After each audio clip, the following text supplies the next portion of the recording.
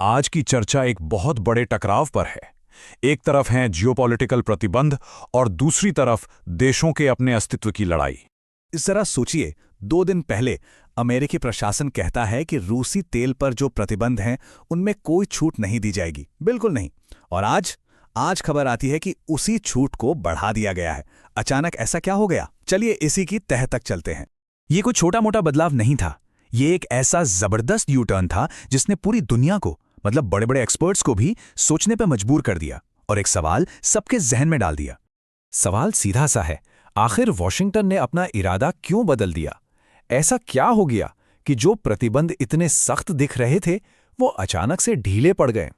देखिए, इसकी सबसे पहली और शायद सबसे बड़ी वजह यह थी कि दुनिया, खासकर भारत जैसी बड़ी ताकतें, इन प्रतिबंधों के आगे झुकने को तैयारी नहीं थी। भारत का स्टैंड तो शुरू से ही बिल्कुल साफ था। जैसा कि विदेश मंत्रालय के प्रवक्ता ने भी कहा, हमारी नीतियां 1.4 अरब लोगों की जरूरतों को देखकर बनती हैं। ऊर्जा सुरक्षा हमारे लिए सबसे पहले है। और ये कोई छोटा आंकड़ा नहीं है। 140 करोड़ लोगों को ऊर्जा देना, ये एक राष्ट्रीय जरूरत है, एक मजबूरी है। यहां फैसले किसी बाहरी दबाव से नहीं, बल्कि जमीनी हकीकत और बाजार की जरूरतों से तय होते हैं।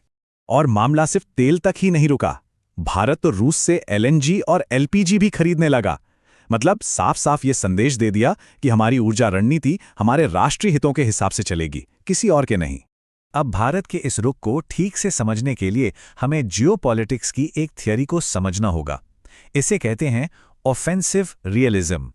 ये थियरी जॉन मेयरशाइमर ने दी थी और ये कहती है कि जब किसी देश के सर्वाइवल, उसके अस्तित्व पर बात आ जाती है, तो वो अंतर्राष्ट्रीय नियमों की परवाह नहीं करता।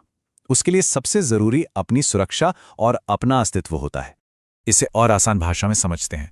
देखिए, एनर्जी किसी भी देश के लिए सिर्फ एक पॉलिसी चॉइस नहीं है, ये उसके अस्तित्व का सवाल है। देश की इकोनॉमी, उसकी मिलिट्री पावर, सरकार का टिके रहना, सब कुछ इसी पर टिका है।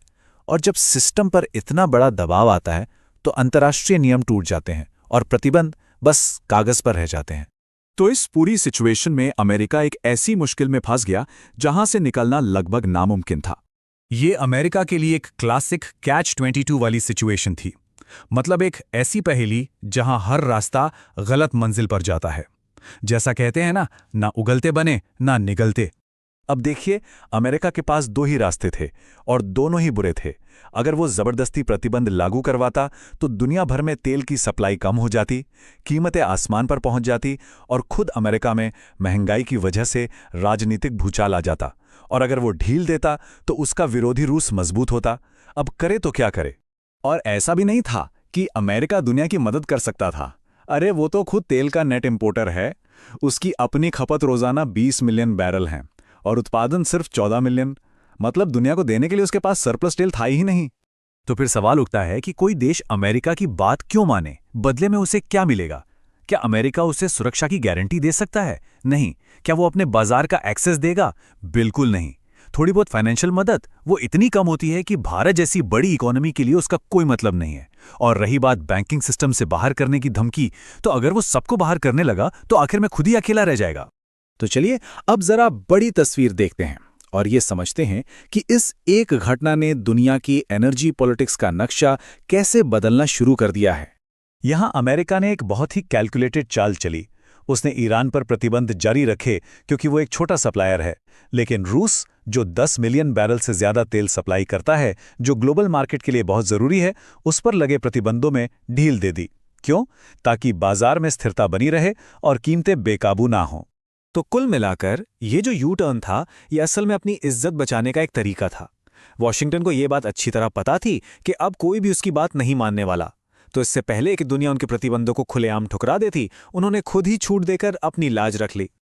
और ये सब हमें एक बहुत ही बुनियादी और बड़े सवाल पर लाकर खड़ा कर देता है। जब किसी देश के अस्तित्व का सवाल हो, तो क्या आर्थिक प्रतिबंध जैसे हथियार सच में कोई मायने रखते हैं? क्या उनमें अब